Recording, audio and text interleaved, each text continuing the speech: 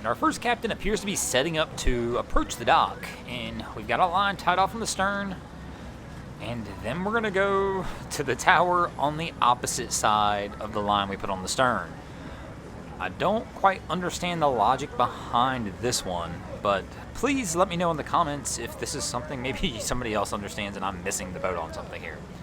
But welcome back, guys, to the greatest show on earth, and that is the Miami Boat Ramps channel. I am your host, Broncos Guru, in collaboration with our boy Wavy Boats, and it's another Wavy Guru Productions back down here at the ramp, and we are back down here at home at 79th. And I am impressed a little bit by our captain here. For one thing, though, he's wearing a life jacket, and that is definitely not much of something we see down here at 79th. I'd say even 3/4 of the jet skiers we see, and I believe it's the law, I don't see with life jackets on down here. But our cap has his lines ready, and he's ready for his solo approach. I gotta imagine, he's trying to go to this side because it looks like he's got the paddleboard or something on the other side, and I'm sure that's gonna make for a difficult approach to the opposite side.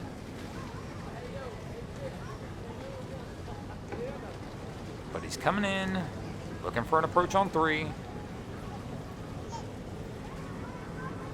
And the wind and current's actually pushing off of 3 today, which means that 2 would have probably been an easier option, but due to the fact that he's got the paddleboard over there, he probably just doesn't have access to try and grab 2 on that side.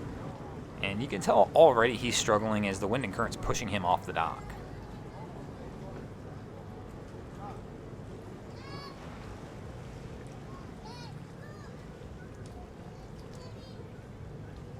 And he's probably going to have to back out of this one. That's not going to be something he can just do from here.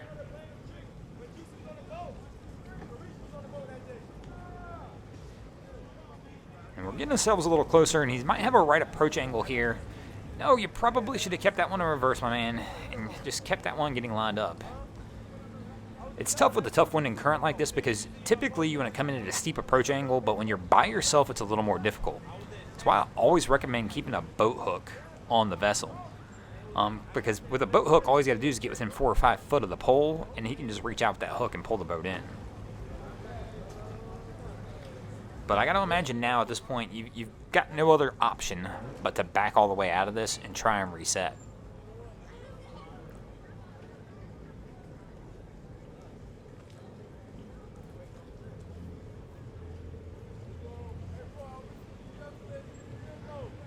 So we'll go for another approach on the dock here. But he's just not coming in at the right line. He's still going to be off on this approach.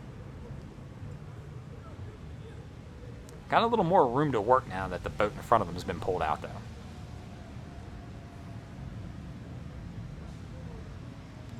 He might be able to pull this one in. If he keeps it at this angle, and then just once he lightly touches the dock with the bow of the boat, he can just kind of turn that stern in.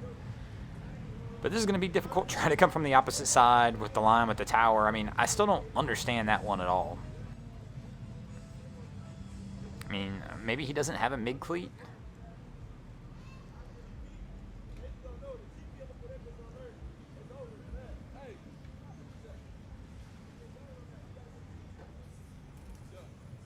We're pretty close right here. He should be able to get this one up there.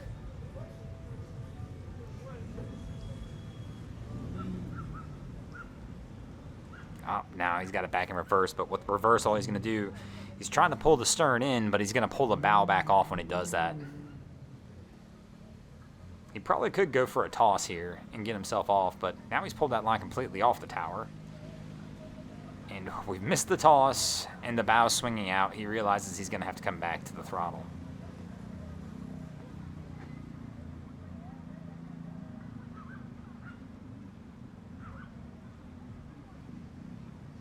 And for those who are keeping track of a timer on this one, we are already 4 minutes in to attempting to get on to 3. Something that should take probably 30 or 45 seconds, and it is more difficult when you're by yourself. And I'm just imagining my man's a newer boater, because on the approach, even coming into 79th today, he kind of took it easy, slow, very cautious.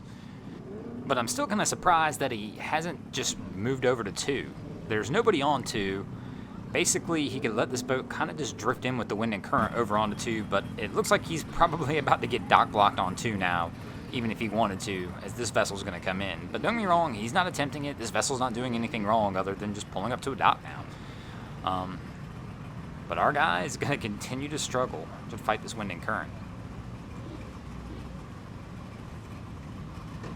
And here, it looks like he kind of, like, now he's looking at too, like, oh, I should have done that. And now he's realizing, yeah, that's too late.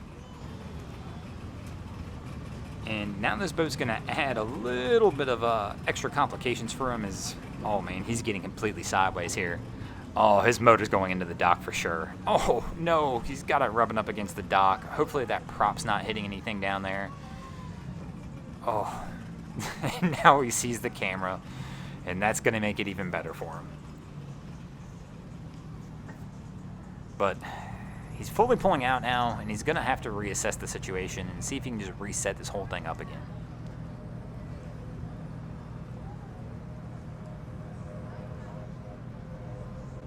Great show for you today. Yes, you are, sir. Trying my best. First time solo. Keep it in a First time solo, I mean, that does explain a little bit here. If you're used to having assistance on the boat, it can make it a lot more difficult, definitely when you're by yourself.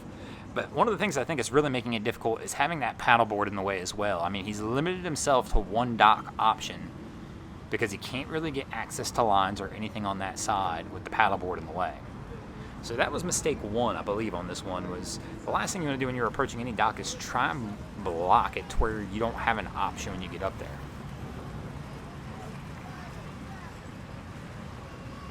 So once again, we're going back for the approach on 3, but it's just we don't have a whole lot of choice in the situation now.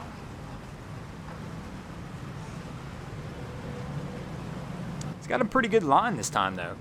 So after the full reset, he's been able to get himself set up on a better line where he can kind of get close into the dock. And I have to imagine now he can make a line toss and get himself up there if he wanted to. And we're starting to drift off a little bit. Let's see if he can get it back in here.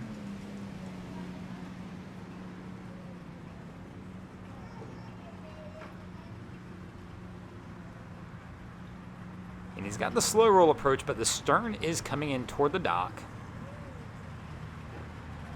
Getting her straightened out. And I think he's going to go for it. And my man's got it. He's got the pole. And we're pulling in 7 minutes and 30 seconds after trying to approach the dock.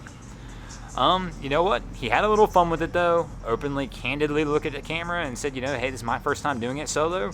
And I don't want to say he did good, because he didn't, but it's the same deal. I think he probably learned a lesson on this one, though, too. I think it would have been a whole lot different if that paddleboard wouldn't have been in the way and he could have accessed to earlier. And then we get the thumbs up, and he's getting out of here, and we're getting out of here as well. Thanks for watching, guys. I hope you enjoyed this episode of Miami Boat Ramps. If you did, please check out our other content. We have Wavy Boats, who does a bunch of great things down at Haulover Inlet. My channel, Broncos Guru, we do some great comedy boating videos over there as well. And of course, we got Boats vs. Haulover, where man and machine take on Mother Nature down at Haulover Inlet, Miami, Florida. If you guys haven't already, go ahead and drop an anchor on the subscribe button here.